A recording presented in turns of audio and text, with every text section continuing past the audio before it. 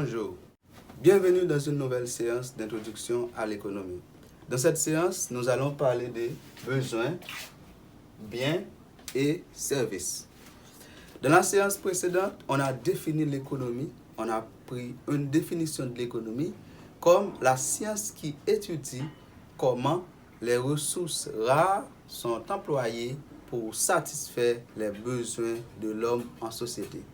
Donc, dans cette définition-là, on voit les ressources rares, satisfaction, besoin de l'homme dans une société. Donc, par cette définition-là, nous allons voir comment peut-on définir besoin, biens et services. Quand on parle d'un besoin par définition, on peut dire un besoin c'est une nécessité. Un besoin c'est une exigence née de la nature ou de vie sociale. Donc, on peut dire aussi un besoin c'est une sensation de manque. C'est une situation de confortabilité. Donc, ou trouve dans une situation côté qui ou inconfortable. Les gens sont capables de dire que ou capable de gagner un besoin. Mais parmi les besoins, il y a des besoins qui sont économiques et des besoins qui ne sont pas économiques. Parler d'un besoin économique, c'est lorsque pour satisfaire besoin ça, il exige moins utiliser des ressources rares. Comment peut-on caractériser les besoins? Les caractéristiques d'un besoin. Un besoin a trois caractéristiques: la diversité, la satiabilité et l'interdépendance. Les besoins de l'homme sont multiples. Donc, il y a une multitude de besoins à côté des besoins vitaux. C'est pour cette raison on parle de la diversité des besoins. L'intensité d'un besoin diminue au fur et à mesure qu'il est satisfait. Au-delà d'un certain degré de satisfaction, le besoin peut saturer. Donc, c'est-à-dire, on parle de saturation après le niveau de satisfaction. Donc, ou manger ou manger trop, ou après bon lait, ou pas qu'à manger encore, ou sentir que manger a pas gain même goût. Donc, c'est ça que nous sommes capables de dire que ou saturé lorsque vous allez au-delà d'un certain degré de satisfaction. L'interdépendance des besoins explique qu'il y a des besoins qui sont complémentaires et des besoins qui sont substituables. Les besoins complémentaires, ce sont des besoins qui satisfont ensemble. Et les besoins substituables, c'est un besoin qui est capable de satisfaire dans place de l'autre besoin. Ouais, la notion de substitut. Comment peut-on classifier les besoins? On distingue les besoins primaires. Ce sont des besoins qui sont indispensables à la survie. Alors, lorsqu'on parle d'un besoin qui est indispensable à la survie, nous voyons que c'est un besoin, lorsque moi pas satisfait, ça est capable de provoquer des effets secondaires. Ça est capable même cause la mort. Par exemple, si on prend les besoins physiologiques, par exemple. Les besoins secondaires, ce sont des besoins qui sont nécessaires, mais pas indispensables à la survie. Nous sommes capables de prendre besoin pour gagner un bel téléphone, besoin pour gagner une belle voiture, etc. Donc, ce sont des besoins secondaires. Mais il y a aussi ce qu'on appelle les besoins tertiaires. Les besoins tertiaires constituent par des superflus. Ce sont des besoins qui sont capables de satisfaire, mais dépendamment des niveaux de ressources ou capables de gagner à disposition. Mais qui ne sont pas trop nécessaires pour capable de satisfaire, dépendamment de la rareté des ressources. On parle de la rareté des ressources, c'est pour capable expliquer les ressources qui sont disponibles en quantité limitée. C'est pour cette raison, pour satisfaire les besoins, il faut faire des choix rationnels. Parce que les besoins sont illimités et les ressources sont limitées ou rares, ou bien capable de dire disponibles en quantité limitée. Les besoins individuels. Les besoins individuels sont relatifs et qui ont un rapport avec l'âge, avec sexe, religion, etc. Donc, ces besoins individuels, chaque monde est capable de gagner un besoin dépendamment de l'âge, dépendamment de sexe, dépendamment de religion. Mais aussi, il y a des besoins collectifs.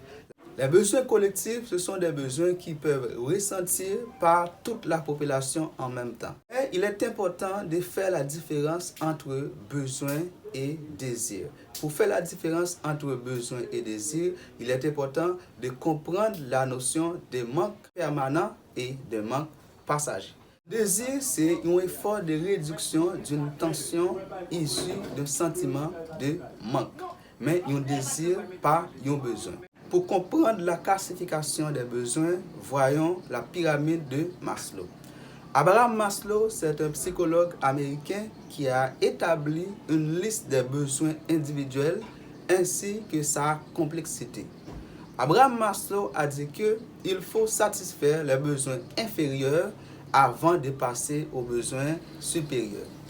Ce que Abraham Maslow appelle besoins inférieurs, ce sont des besoins primaires, les besoins qui sont indispensables à la survie.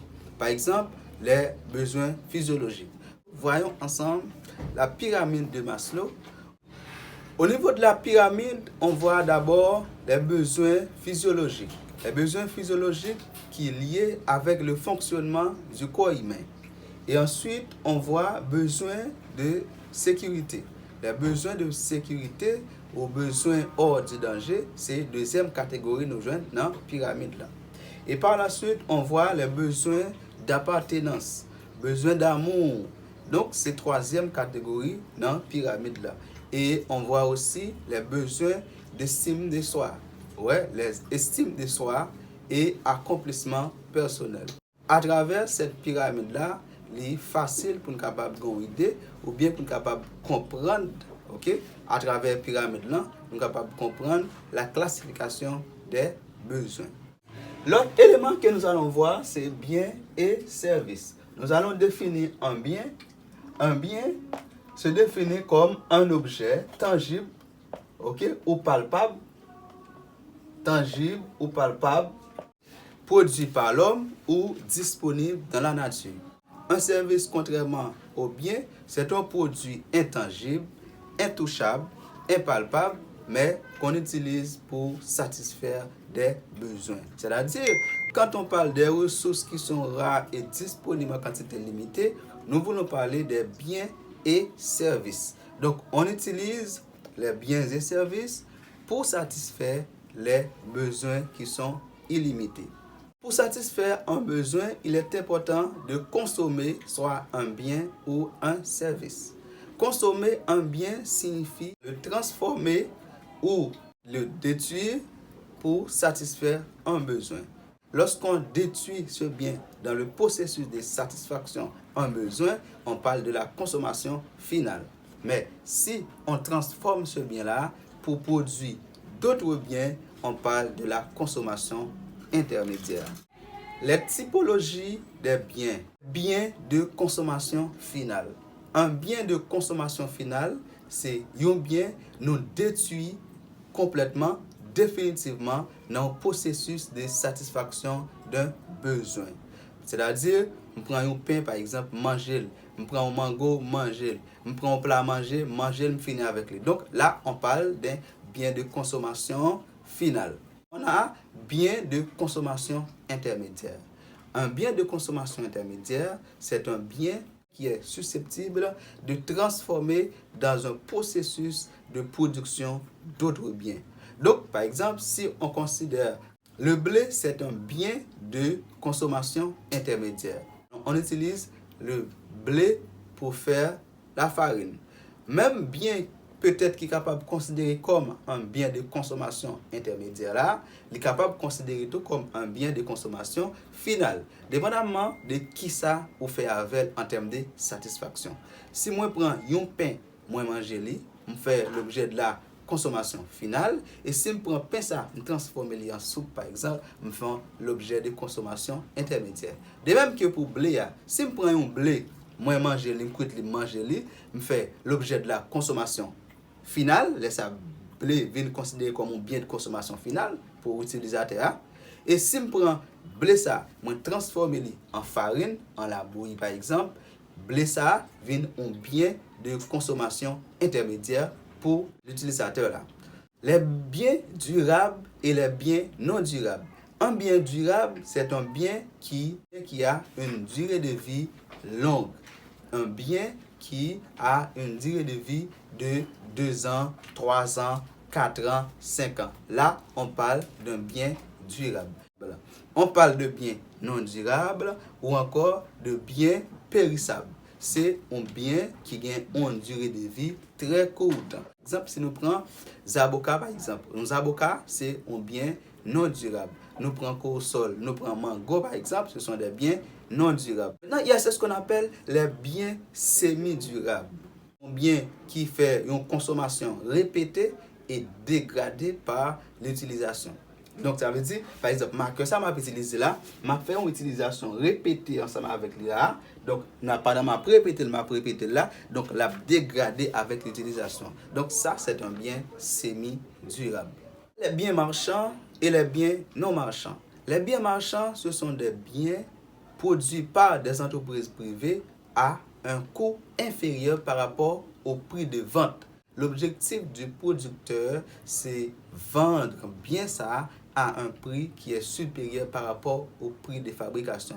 Les biens non marchands, ce sont des biens produits par l'État, par les administrations publiques et généralement, soit gratuitement ou bien à un coût supérieur par rapport au coût de vente, par rapport au prix de vente ou encore le prix de revient.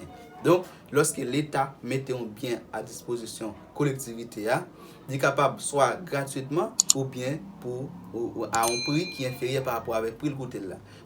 Ou bien au service. On dit par exemple, nous, pour l'université d'État, l'école nationale, c'est son produit non marchand. Les livres de subvention, lorsque l'État subventionnait un ensemble de livres. Donc, lorsque l'État subventionne le livre là, le livre ça vient constituer un bien non marchand. Parce que il coûte plus que pour acheter sur le marché. Il y a les biens publics et les biens privés. Les biens publics, ce sont des biens qui sont appartenus à l'État, les biens de l'État. Et les biens privés, c'est biens qui liés avec le secteur privé, qui pas pour l'État. Il y a les biens individuels et les biens collectifs. Un bien individuel, c'est un bien qui appartient à une seule personne. Donc, votre cahier, c'est un bien individuel. Votre plume, c'est un bien individuel. Votre ordinateur, c'est un bien individuel. Mais il y a aussi les biens collectifs. Les biens collectifs, ce sont des biens qui sont appartenus à un groupe de personnes. Un bien collectif capable d'un bien de l'État tout. Et un bien collectif capable d'un bien privé tout. Comment? Si moi j'ai plusieurs personnes dans le secteur privé qui gagne possession de un bien, moi dis ça c'est un bien collectif associé. Ça c'est un bien collectif. Mais si l'État a un bien qui est à disposition de tout le monde aussi, c'est un bien l'État, mais ils sont bien collectifs tout. Bien qui appartient à plusieurs individus dans le secteur privé, c'est un bien privé parce que c'est pour plusieurs individus dans le secteur privé, mais en même temps tout, c'est un bien collectif parce que c'est plusieurs personnes dans le secteur privé qui gagnent possession bien ça. J'espère que ça a été bien pour tout le monde. Merci, à la prochaine.